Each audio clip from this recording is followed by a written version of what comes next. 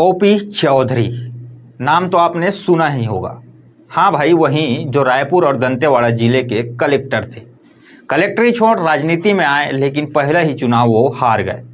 साल 2018 के चुनाव में वो खरसिया विधानसभा सीट से चुनाव लड़े थे, लेकिन इस बार उनके विधानसभा सीट यानी खरसिया विधानसभा सीट पर कुछ अलग खिचड़ी पक रही है। क्या अलग खिचड़ी पक रही है, जानने के लिए बने रहे हमारे वीडियो के अंत तक। नमस्कार, मेरा नाम है दीपक साहू और आप देख रहे हैं हमारा खास कार्यक्रम चुनावी बकबक। छत्तीसगढ़ के वीवीआईपी और हाई प्रोफाइल सीटों में शामिल खरसिया विधानसभा सीट पर इस बार कई दिग्गजों की नजर है। जुदेव परिवार की निगाह भी इस विधानसभा सीट पर टिकी है। सियासी गलियारों में चर्चा है कि प्रबल प्रताप सिंह जुदेव इस बार खरसिया विधानसभा सीट से चुनाव लड़ सकते हैं। इसके लिए उन्होंने तैयारियां भी शुरू कर दी है। लगातार वे विधानसभा क्षेत्र का दौरा भी कर रहे हैं।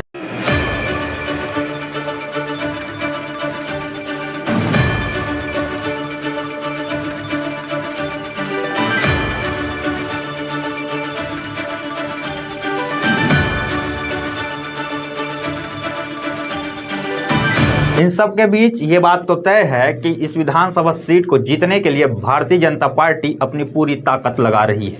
मंत्री उमेश पटेल को घेरने की मजबूत रणनीति बना रही है। रायगढ़ जिले के खरसिया विधानसभा सीट पर इन दिनों जुदेव परिवार के चुनाव लड़ने की चर्चा जमकर हो रही है। अब ऐसे में सवाल आता है कि आखिर ओपी चौधरी जाएंगे कहां? रायगढ़ जिले के खरसिया विधानसभा सीट पर वर्तमान में मंत्री उमेश पटेल विधायक हैं। साल 2018 के विधानसभा चुनाव में उनका मुकाबला कलेक्टरी छोड़ राजनीति में आए ओपी चौधरी से था। कड़े मुकाबले में उमेश पटेल ने ओपी चौधरी को करीब 17,000 वोटों के अंतर से हराया था। पहले चुनाव में हार के बाद ओपी चौधरी का मूड अब बदला हुआ नजर आ रहा है। साल 2023 के चुनाव में वो अब दूसरे विधानसभा सीटों से चुनाव लड़ने का मन बना रहे हैं। शायद वो अब चंद्रपुर और रायगढ़ विधानसभा सीट से चुनाव लड़ने का मन बना रहे हैं। लिहाजा वो अब इन विधानसभा क्षेत्रों का दौरा करना भी शुरू कर दिया है। साहू समाज भी कर रही टिकट की मांग। इधर साहू समाज भी खरसिया विधानसभा सीट से टिकट की मांग कर रहा है। इस सीट पे साहू समाज की अच्छी खासी तादाद है। 18,000 से ज्यादा वोटर इस समाज से आते हैं। खरसिया विधानसभा सीट में साहू समाज को कभी भी प्रतिनिधित्व का मौका नहीं मिला है।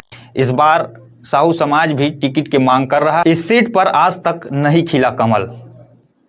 खरसिया विधानसभा क्षेत्र की राजनीति की बात करें तो आजादी से लेकर अब तक यहां कमल नहीं खिल पाया है। कांग्रेस के ही कब्जे में ये विधानसभा सीट रही है। छत्तीसगढ़ में बीजेपी के सूत्रधार रहे लखीराम अग्रवाल भी इस विधानसभा सीट से अपनी किस्मत आजमा चुके हैं। साल 1990 में उन्होंने चुनाव लड़ा, लेकिन चुनाव हार गए।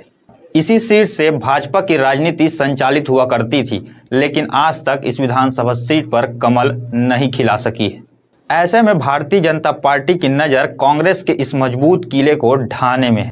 बहरहाल ये देखने वाली बात होगी कि भारतीय जनता पार्टी कांग्रेस के इस गढ़ में सेंध कैसे लगाती है और कांग्रेस भारतीय जनता पार्टी की रणनीति से कैसे बचती है।